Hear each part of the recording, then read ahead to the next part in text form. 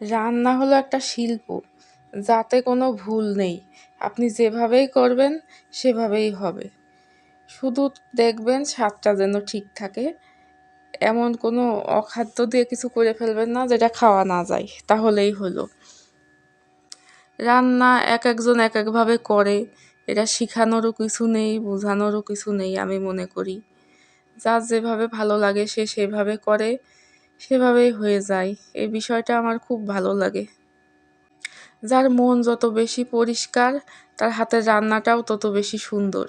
আমি অনেক দেখেছি এমন, যে যারা অনেক হিংসা, একা খেতে চায়, এর দেবো না ওর দেবো না তার দেবো না এইসব ভাবে, তাদের রান্না কখনোই ভালো হয় না।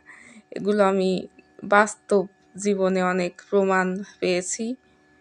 অনেক মানুষকে দেখেছি তারা অলস, প্রচণ্ড অলস, এ কারণে তারা রান্না করতে চায় না।